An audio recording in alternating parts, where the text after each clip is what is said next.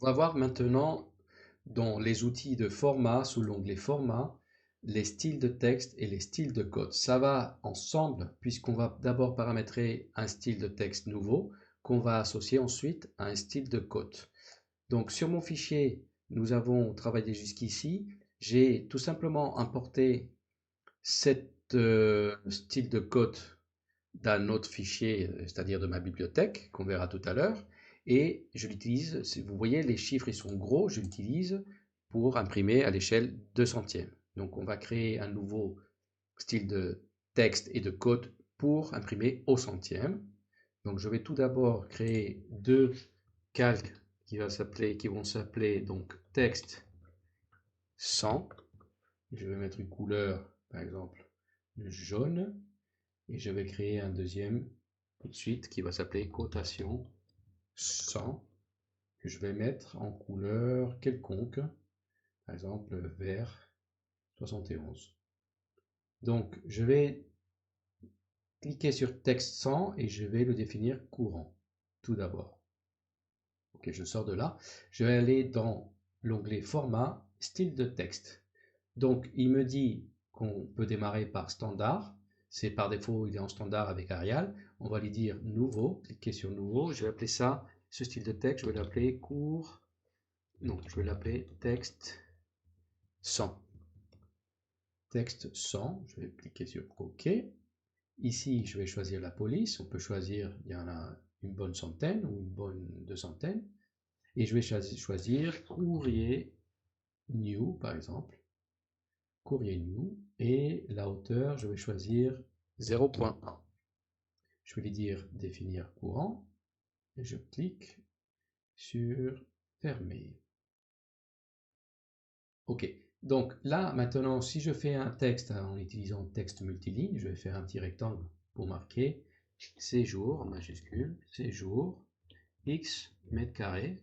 Pour l'instant, on verra tout à l'heure comment on va mettre la surface, comment on va calculer la surface. Je valide avec la coche verte. Et voilà, mon texte il a été créé. Je fais un petit zoom. Je vais le déplacer, je vais le mettre un peu plus au milieu. Donc déplacer, il est en orthomode, donc je décoche orthomode, je le place plus ou moins au centre, comme ça. Et mon texte, style de texte a été créé. Voilà.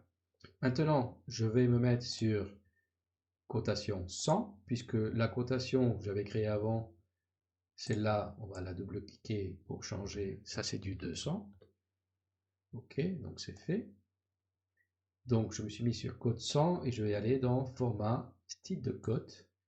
Et je n'ai par défaut que deux qui ont été importés de ma bibliothèque. On va créer un troisième, donc je fais nouveau. Je vais appeler ça code 100. On va commencer par le style de code 200, donc continuer. Et là, il y a cette fenêtre qui s'affiche avec plein d'onglets différents qu'on va paramétrer, tel quel. Moi, j'aime bien laisser couleur du calque, supprimer les lignes d'attache, c'est des lignes d'attache qu'il y a entre les lignes de code et le dessin. En symbole et flèche, je vais choisir cette fois marque architecturale. La ligne de repère, je le laisse tel quel. Tout ça, je le laisse tel quel. Texte, donc je vais choisir ici le style de code qu'on vient de créer, donc texte 100. Pas besoin d'indiquer la hauteur puisqu'elle est déjà paramétrée, pour ça elle est grisée. Position verticale centrée, position horizontale centrée, et dans l'alignement du texte, je vais laisser cocher aligné par rapport à la ligne de code. Ça veut dire quoi? Ça veut dire que le texte, il s'aligne, si on fait une diagonale, il va s'aligner avec la diagonale. Ajuster unité principale, je laisse ici option d'ajustement texte et flèche, au-dessus de la ligne. Ici à droite, utiliser l'échelle générale 1, 0. Unité principale, décimale, précision 2, 0 après la virgule. Arrondir, on s'en fiche pour l'instant. Et échelle de la mesure 1. Facteur d'échelle 1. Ça, on va le modifier si jamais on utilise des centimètres, c'est-à-dire le dessin 1 égale 1 cm, on va utiliser une échelle ici de 100. Mais vu qu'on utilise une unité 1 égale 1 mètre, on va le laisser comme ça. Unité alternative, on s'en fiche. Tolérance, on s'en fiche. On fait OK. On va lui dire code 100, définir courant, fermé. Donc je vais faire une petite cote maintenant. Je choisis l'icône cotation linéaire. Je vais faire une cote horizontale de cet espace-là, 4,77. Et je vais faire rebelote entrée pour qu'il reprenne la dernière commande. Et je fais une cote verticale. Donc voilà, vous voyez la différence qu'il y a entre la marque, la flèche de ce style de code est celle-là. Celle-là, c'est la marque architecturale, c'est un petit trait en diagonale. Celle-là, c'est un petit point fermé. Donc voilà comment créer rapidement un style de code à une taille différente, avec une police différente, qu'on va utiliser pour, par exemple, pour faire des détails. Là, par exemple, si j'avais un objet, je pourrais faire une troisième ou une quatrième style de code, beaucoup plus petit, pour des détails bien plus précis. Petite astuce concernant les cotes, moi ce que je fais et ce que je vous propose de faire, c'est de récupérer les styles de code que j'ai dans la bibliothèque AutoCAD que je vais vous partager. Vous voyez là tous les blocs. En rouge, il y a mes favoris. Si vous zoomez ici en bas, vous suivez la flèche, vous voyez les cotes.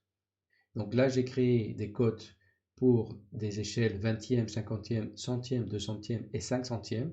Il suffit de faire un petit rectangle, de tout choisir, faire CTRL-C. Je bascule dans mon fichier et je fais CTRL-V. Je vais les mettre à côté, comme ça. Et automatiquement, si je regarde les annotations, je vois que dans le style de code, tout est chargé. Tous les styles de code sont chargés automatiquement. C'est une façon rapide de ne pas s'embêter à créer un style de code différent, mais c'est quand même mieux de savoir comment on le fait.